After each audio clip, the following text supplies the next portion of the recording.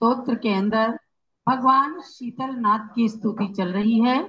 बहुत ही चमत्कारिक स्तोत्र जो एकाक्षरी छंद से लेकर 30 अक्षरी छंद तक, जिसके अंदर 141 छंदों का प्रयोग करके पूज्य माता जी ने व्याकरण, छंद, अलंकार और कोश, संपूर्ण ज्ञान का परिचय प्रदान किया है। भगवान शीतलनाथ की स्तुति में चौथे नंबर का छंद 11 अक्षरी छंद है, वैतिका छंद, शयनिका छंद भी इसको कहते हैं। तो उसके अंदर अब बताते हैं भगवान शीतलनाथ के परिचय के संदर्भ में। अष्टमी तिथौ सुचैत्र कृष्ण की गर्भ मंगलम चति जिनेशिनः, द्वादशी तिथि सुमाघ कृष्ण जा, जन्म मंगलेन धन्यतां गता।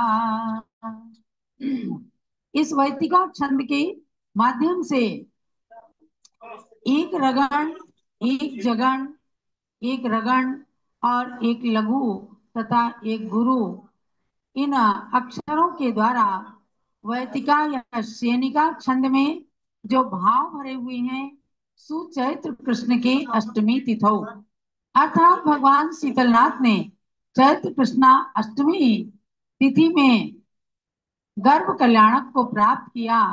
ते जिनेशिना, यानी आप शीतलनाथ जिनेन्द्र का गर्भ मंगलम च, गर्भ मंगल हुआ, अर्थात गर्भ कल्याणक हुआ। यानी कि भद्दिलपुर तीर्थ में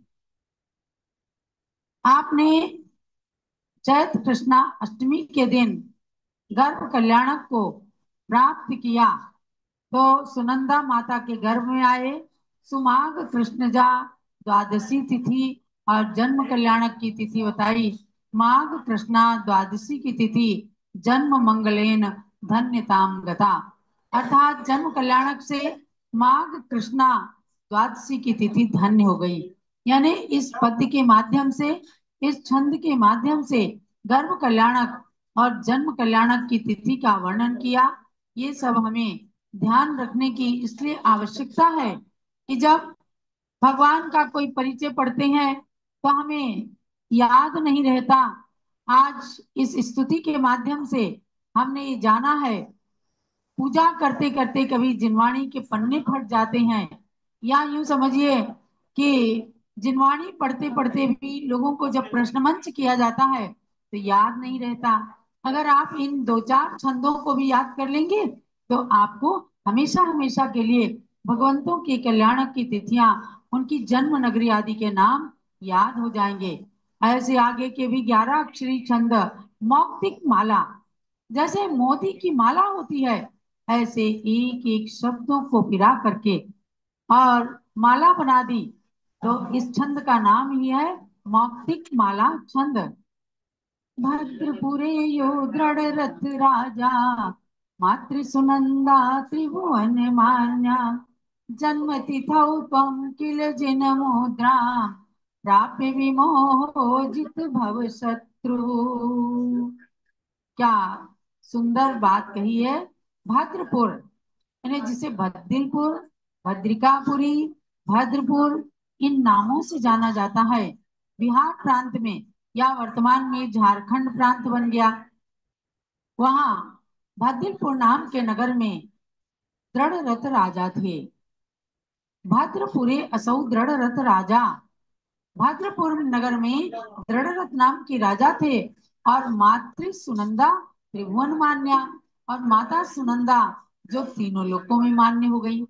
ऐसी माता जिसने एक सूर्य को जन्म दिया, तीर्थंकर बालक को जन्म दिया, ऐसी माता की पूजा तीनों लोकों में की जाती है।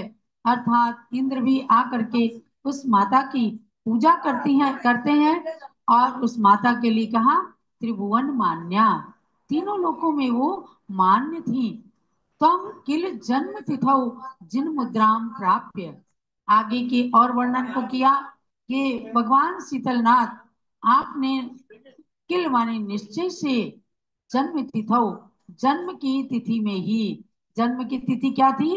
माघ द्वादशी। उसी तिथि में जिन मुद्रा को धारण कर लिया, यानी कि दीक्षा धारण कर ली।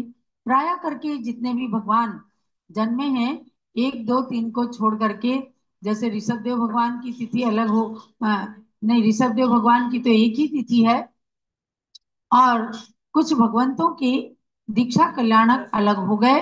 बाकी अधिकतम तीर्थंकरों ने अपनी जन्म तिथि के ही दिन दीक्षा को धारण किया।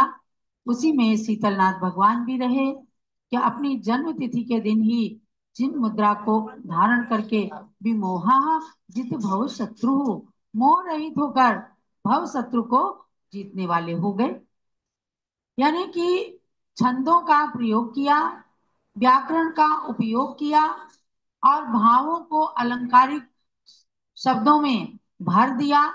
तो इन छंदों के माध्यम से जब हम इस स्तोत्र का पठन करते हैं या पाठन कराते हैं, तो लगता है कि इसका नाम वास्तव में सार्थक है, कल्याण कल्पतरु स्तोत्र।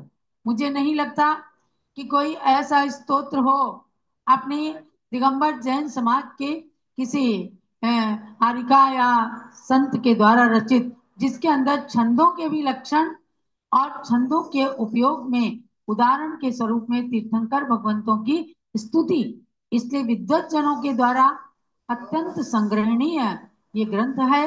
50 साल पहले इस ग्रंथ को पूज्य माता जी ने लिखा, हम सबको छंद शास्त्र पढ़ाया और इस स्तोत्र की रचना की, वो आज आप सबके लिए मंगलमयी हो।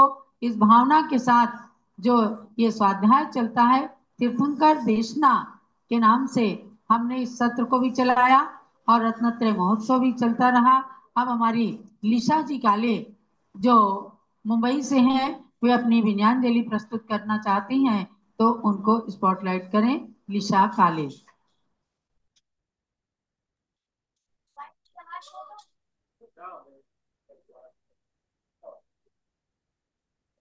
गुरु वंदे मातृरूपम्